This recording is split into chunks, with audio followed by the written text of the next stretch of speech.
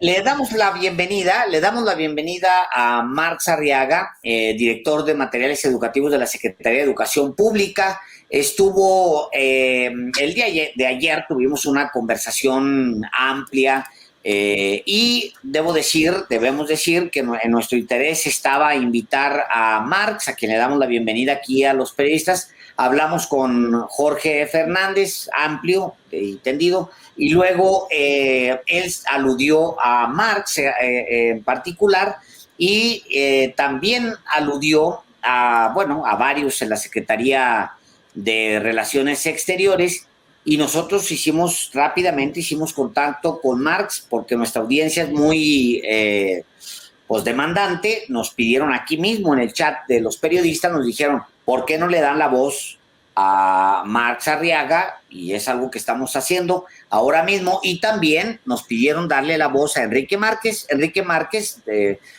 funcionario de Relaciones Exteriores, ayer mismo me respondió que él ya había un comunicado de Relaciones Exteriores que a ese comunicado se atenía. Marx, gracias por aceptar esta conversación y bienvenido a los periodistas.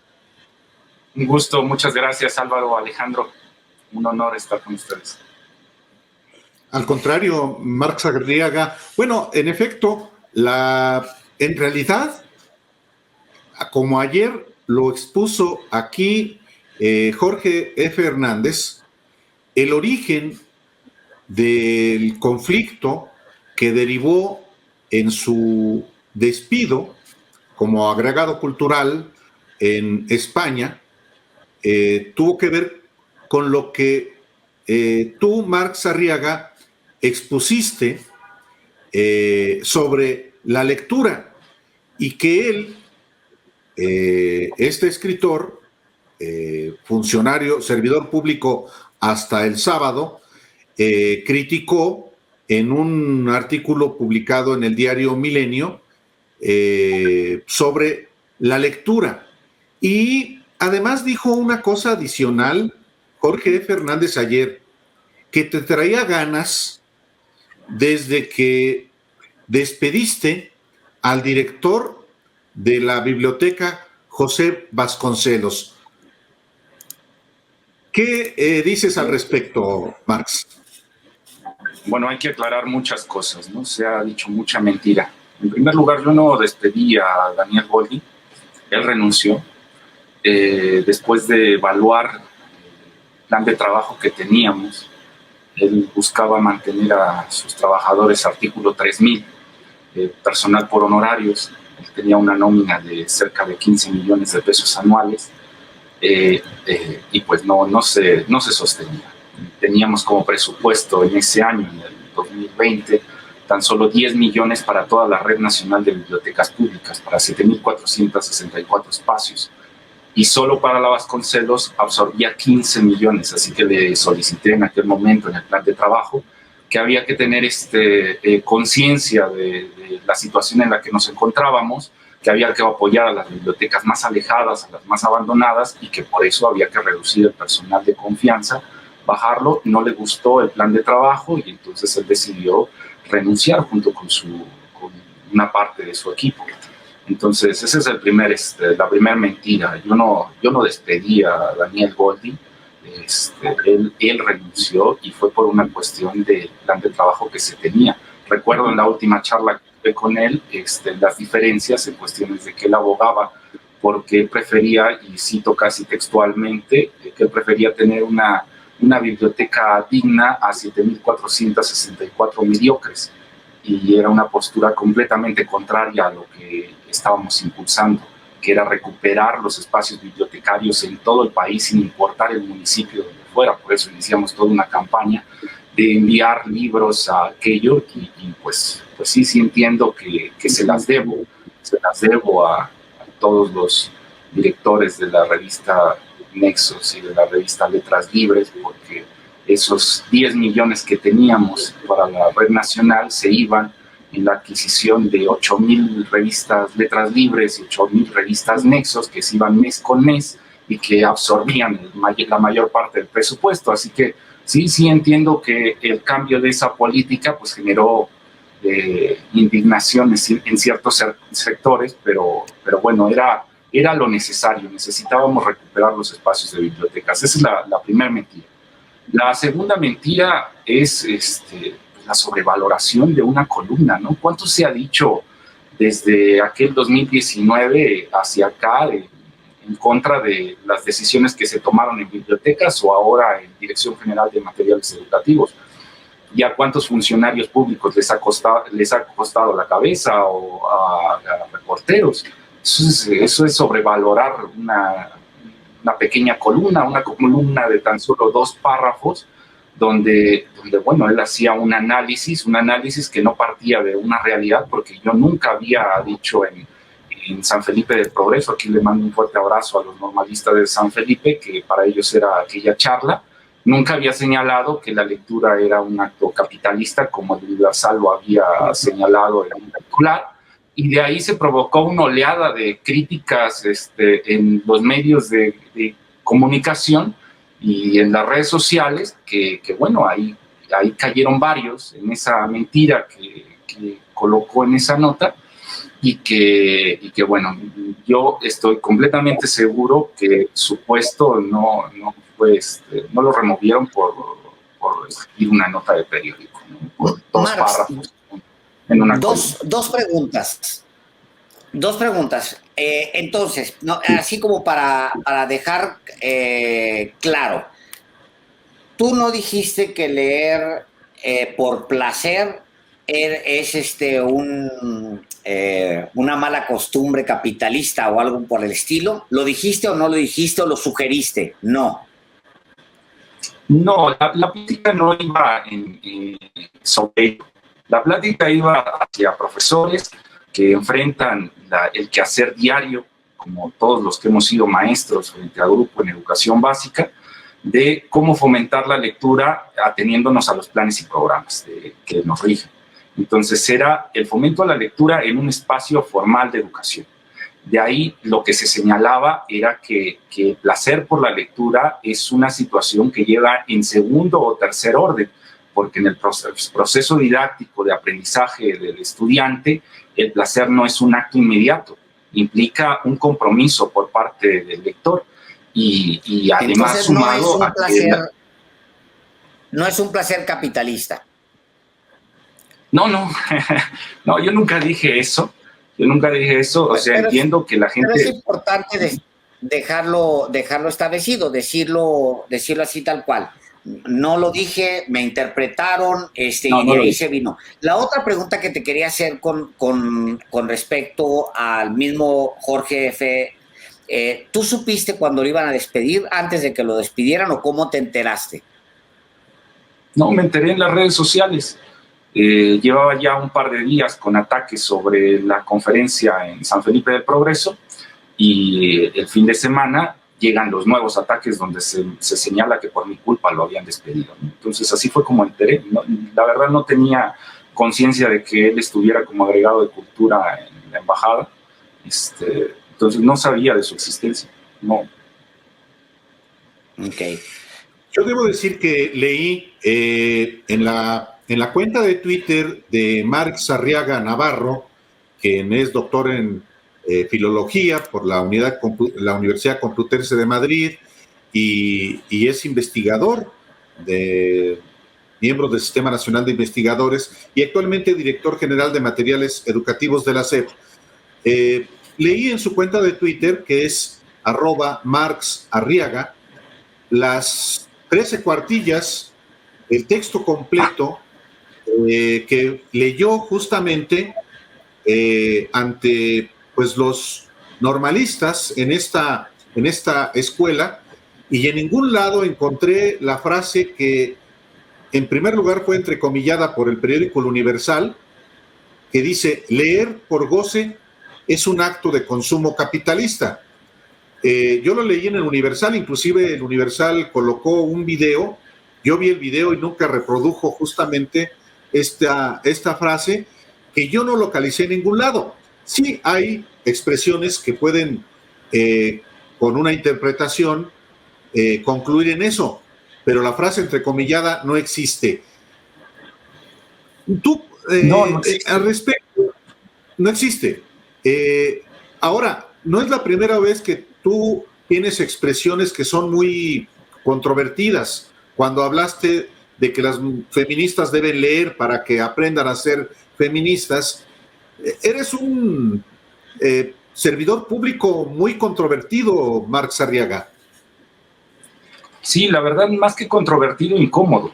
Y regresamos a la cuestión de Daniel Goldin, cuando se citó que al parecer yo le había dicho, por favor, tomas tu escritorio y lo llevas al sótano, ¿no? Cosa que era una completa mentira. Yo nunca tuve ese diálogo con él, ni siquiera hay sótano en la Biblioteca Vasconcelos, y eso nunca sucedió, y después se atribuyó aquella charla que se dio enfrente de un fandango por la lectura, donde yo hacía referencia al papel que jugaban las bibliotecas en los diferentes movimientos sociales y cómo las bibliotecas sirven como trinchera para encontrar ahí los asideros ideológicos para poder fomentar el cambio, la transformación. Entonces se saca una frase de contexto y se sataniza, ¿no? Y se le coloca a uno. Pero entiendo que es porque se están haciendo bien las cosas, se están modificando. Entonces entendí los ataques en aquel momento por la salida de Daniel, porque, bueno, muchos escritores, muchos veían a la Vasconcelos como un salón de juegos, como un patio privado donde podían hacer sus presentaciones, donde podían hacer sus cosas, una caja chica para poder sacar recursos para sus proyectos, etcétera, y que eso se había acabado. Después, cuando se enteran que ya no va a haber contratos para revistas, Nexos y Letras Libres, viene otra oleada de ataques. Y ahora que estamos con un encargo en particular, que es la reforma a los libros de texto, lo cual implica el mercado del libro cerca de 3,000 millones de pesos al año, pues ya saben, se vuelve un sujeto incómodo que hay que tumbar a como se pueda, ¿no? Marx, tú dices en tu cuenta de Twitter, dices, en tu biografía dices, peligrosísimo palurdo según Letras Libres. Pues bueno, es un señalamiento directo a Letras Libres, pero ahora nos dices otro par de cosas. Uno, algo que ya conocíamos, que ya había dicho el presidente, que eran un montón de revistas que se compraban de Nexos y de Nexos y de Letras Libres. Sí, perdón. Iba a decir de vueltas, pero dije yo, de vuelta, pero dije yo, creo que eso pasó hace como 3 décadas. Pero bueno, de Nexos y de Letras Libres. Ahí tenían 8,000 ejemplares que se compraban, que es un montón de ejemplares mensual para pagar el Estado. Son los dos, hay que decirlo, los dos grupos intelectuales más importantes de México que han tomado decisiones sobre la vida cultural de México durante no un año, 2 años, un sexenio, sino durante décadas. Desde Carlos Salinas. Desde Carlos Salinas hasta nuestros días, desde Carlos Salinas. Bueno, el tema es que, por ejemplo, ahora el comentario de que había escritores que usaban como un patio de juegos la Vasconcelos, específicamente porque, cito tu biografía porque lo dices muy claro, peligrosísimo palurdo, le respondes a Letras Libres, ¿qué escritores usaban como patio de juego la Vasconcelos? Sí, bueno, respondo lo de peligrosísimo palurdo, ¿no? En un artículo de Christopher Domínguez que salió la semana pasada, justo termina señalando que es peligrosísimo dejar el dinero del Estado en palurdos, como lo soy yo. Entonces, bueno, me gustó y lo puse ahí en Twitter, sí, peligrosísimo palurdo. Ni modo, les tocó. Y pues la nómina es larga, ¿no? De escritores que presentaron ahí sus libros. Hay que ver que no todos tenían las mismas oportunidades para presentar libros en la base. Problema, Marx, pues son espacios públicos, para eso tienen que ser usados. ¿O qué otro uso se le puede dar a una biblioteca más digna que un autor mexicano vaya y presente sus libros? ¿Tú tienes libros escritos, Marx? Participaciones en antologías. Mi formación es académica. ¿Has participado en alguna presentación? Bueno, ¿dónde las hacen? No, Lo mismo que la banqueta. No, claro, pero hay que asumir, Alejandro, que no todos tienen las mismas oportunidades. Es decir, no cualquier escritor puede llegar a la Vasconcelos o podía llegar a la Vasconcelos, a la Biblioteca México, y solicitar espacio. Una élite presentaba libros ahí y eso es la razón por la que dices tú, pues la usaban como su patio de juegos.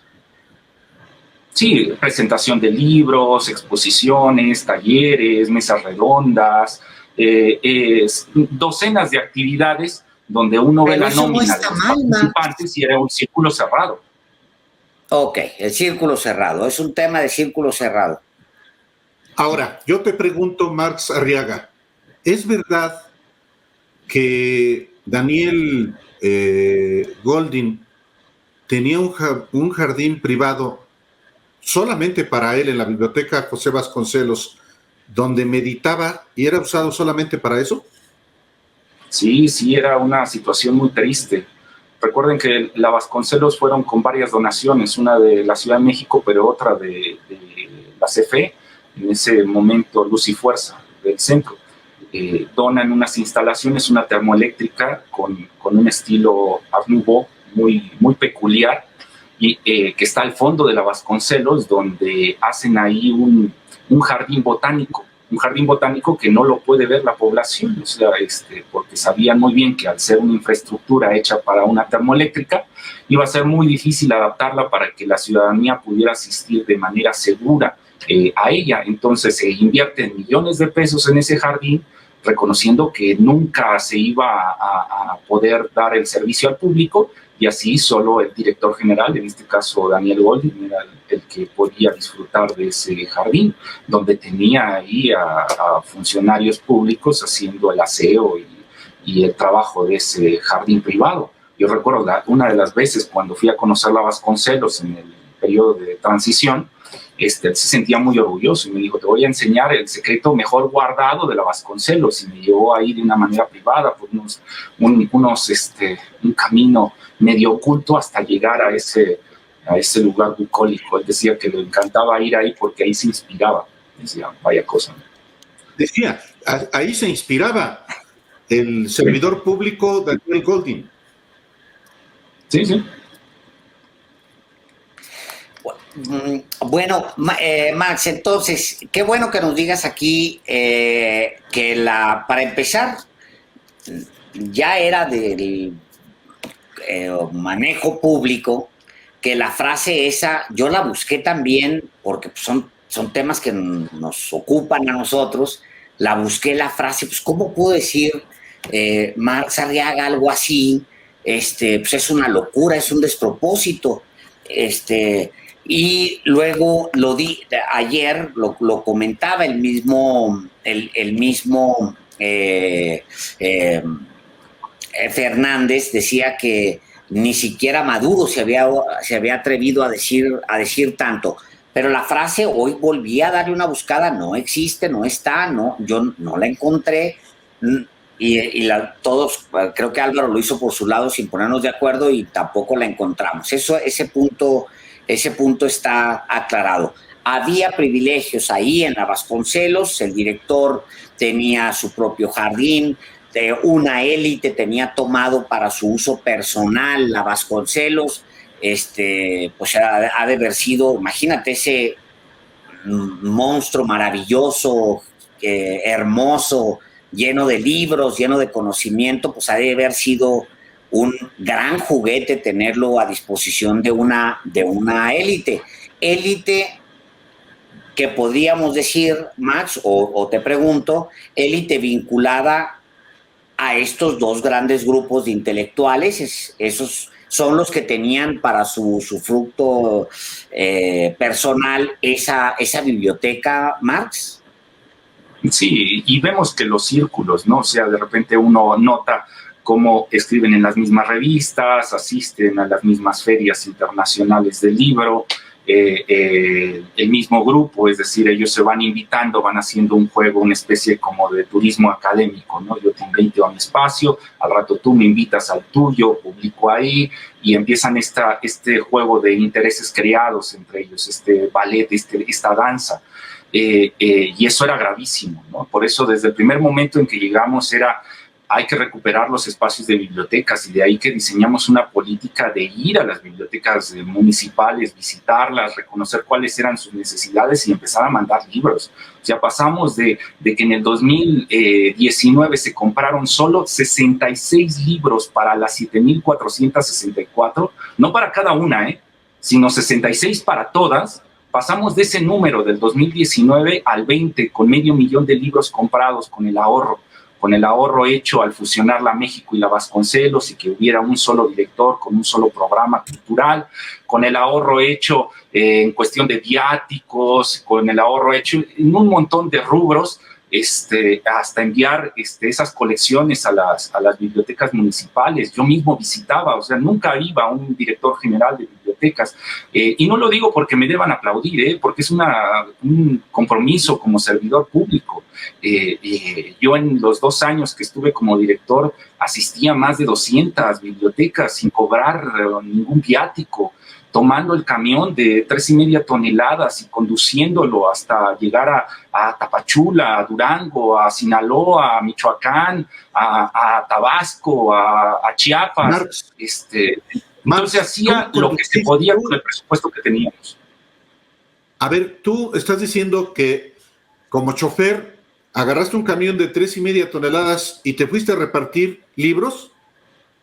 Claro, porque habíamos hecho una colección muy linda. Con los ahorros logramos conseguir por primera vez en la historia para las bibliotecas públicas una colección hecha exclusivamente en lenguas originarias. Pero se vino la pandemia y entonces nuestros choferes pues no podían ir a hacer esas entregas, ¿no?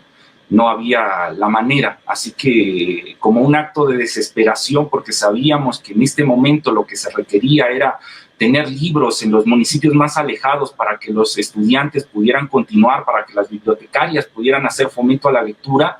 En los últimos días de pandemia empezamos a ver cómo hacerlo, de que iniciara la cuestión del paro de actividades, cómo hacerlo, y entonces a final del año pasado, ya cuando habían bajado los semáforos un poco en el interior del país, tomé el camión y llevé esas toneladas de libros a todos los estados.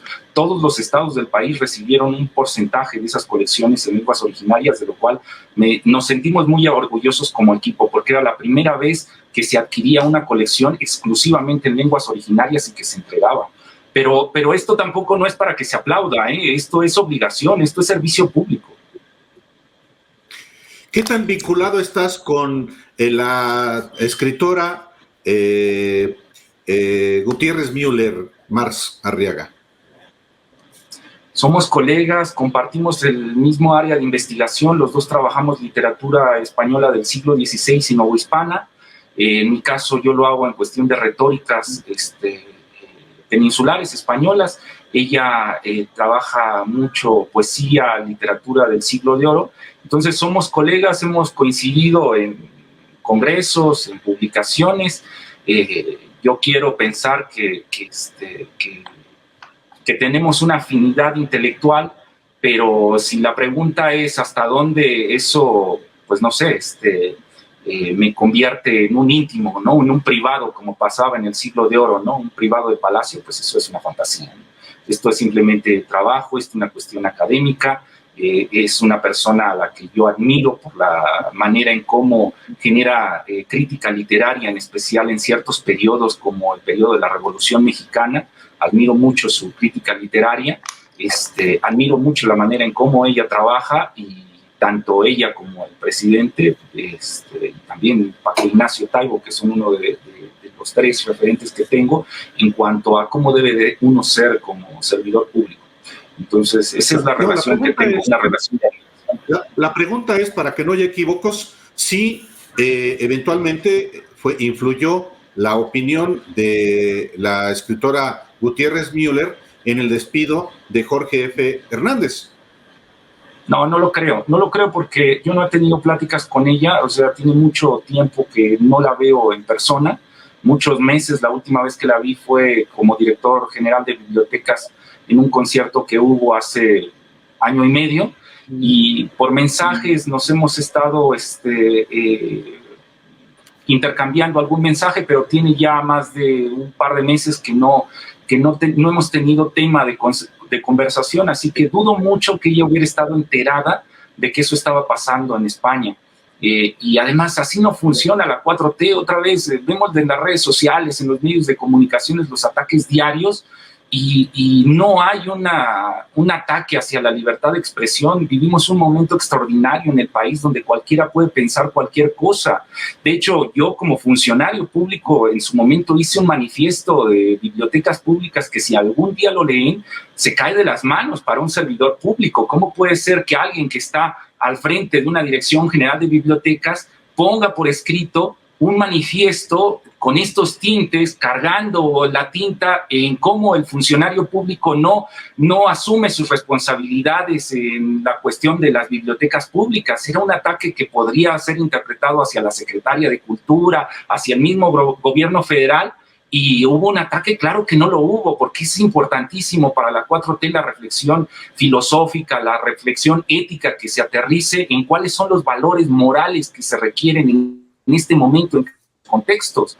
De ahí que no hay una censura. Por eso dudo mucho que la doctora se hubiera enterado del tema, y si se hubiera enterado, nunca hubiera actuado para tomar el teléfono y mandar destituir. Así no funciona la 4T. Dice Arturo Sandoval, eres un recomendado del poder, te dicen aquí. Pues bueno, todos somos recomendados de alguien en algún momento, pues si no, ¿cómo llegas a algún lado? A mí me recomiendan hasta restaurantes. Debo decir que el día después de la nota que se publica, que leí completa, nunca encontré la frase, al día siguiente salió, ¿quién es Marx Arriaga? El funcionario que dijo que leer es capitalista. Dije, ay, chingado, a ver, me voy a regresar al texto de ayer, porque no entendí ni madres. O sea, ayer lo leí 3 veces y no decía en ningún lado que leer es capitalista. Ahora, otra vez, lo voy a leer. Lo volví a leer y no encontré. Pero el del día siguiente ya lo daba por un hecho. Y la cabeza es tal cual, ¿eh? ¿Quién es Marx Arriaga, el funcionario que dijo que leer es capitalista? Y luego lees la entrada, uno que dijo que tras declarar en una conferencia que leer por goce es un acto de consumo capitalista, y luego repiten la única frase donde planteas algo que posiblemente se podría interpretar como algo parecido a lo que te están diciendo que dijiste. En fin, y luego viene ya toda la biografía. Y luego el día 3 es Marx Arriaga, el funcionario que dijo que leer es capitalista, no ha respondido en su cuenta de Twitter. Bueno, esa ya me la estoy inventando, pero no me extrañaría. Es una sobre la otra, sobre la otra, sobre la otra. Y pues bueno, es la construcción de algo. Qué bueno que te hayamos invitado y que hayas aceptado. Qué bueno que hayas estado aquí. Marx, esta es tu casa. Igual que se la abrimos el día de ayer a Jorge F. Hernández para que hablara lo que él tenía que decir. Igual de la misma manera que le abrimos la puerta también a Relaciones Exteriores para que aclare. No lo ha aclarado a plenitud, pero bueno, ese es tema de ellos. O así a Daniel Goldin. O al Daniel Goldin. También sería bueno.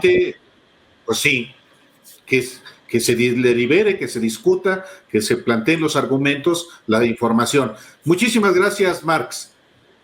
Sí, ojalá que me dieran la oportunidad un segundo para que invitar a todos los académicos, los normalistas, los profesores frente al grupo. Está ahora abierta una convocatoria para rediseñar los libros de texto de primero y segundo de primaria.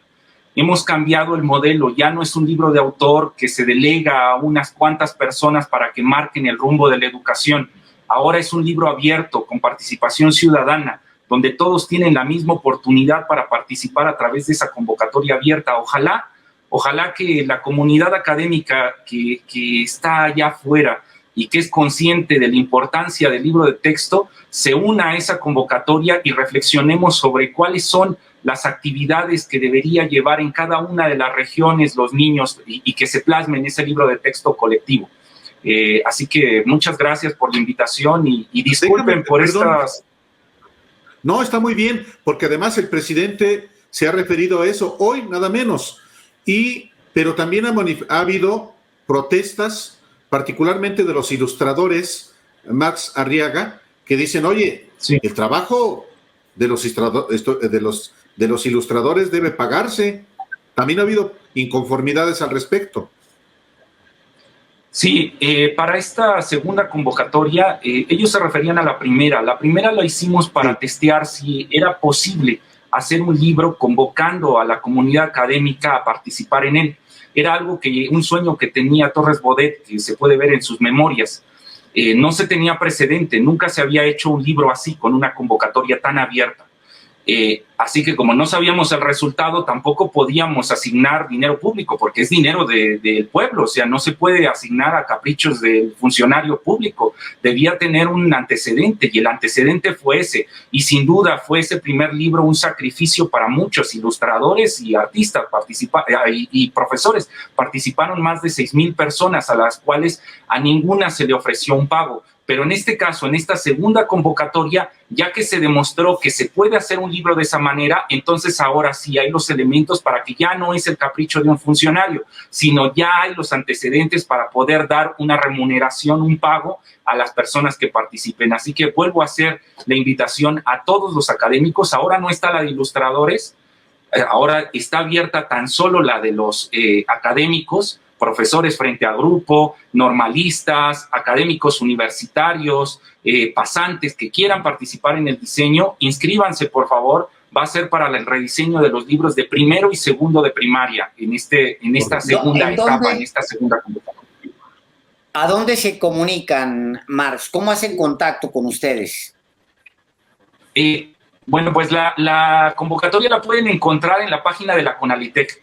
En la página oficial de la CONALITEC. Aquí un gran abrazo a Victoria Guinier, la directora general de la CONALITEC, que nos ha hecho el gusto, nos ha dado el favor de brindarnos espacio en sus servidores para desde ahí difundir la convocatoria. Así que ahí está, y de ahí aparecen los links para justo esta es la convocatoria, para que puedan participar en el rediseño de estos libros de texto. En verdad, ojalá que la comunidad académica que está ahí afuera participe con nosotros. Es una gran oportunidad. El libro de texto debe regresar como un pilar de la educación y debe de regresar en manos del magisterio. Aquello que organizaciones sociales, ¿no? Estoy pensando Mexicanos Primero, de Claudio X González, Suma por la Educación, Fundación SM, Empresarios por la Educación, aquello que decían que había que recuperar las directrices del Estado en cuestión a educación. Eso es un control, eso es una tiranía. Debemos justamente soltar las riendas de la educación y que sean las diferentes regiones las que vayan formando cuáles son las necesidades educativas. De ahí que participamos con esta convocatoria abierta. No es el centro el que está dictando cuál van a ser los contenidos o las actividades, sino se está convocando al magisterio para que se discuta y se aterricen las actividades que crean ellos necesarios. Muy bien, muchas gracias, Marx Arriaga. Gracias por haber estado aquí en Los Periodistas, gracias y muy buenas noches. Un saludo, Alejandro, Álvaro, adiós.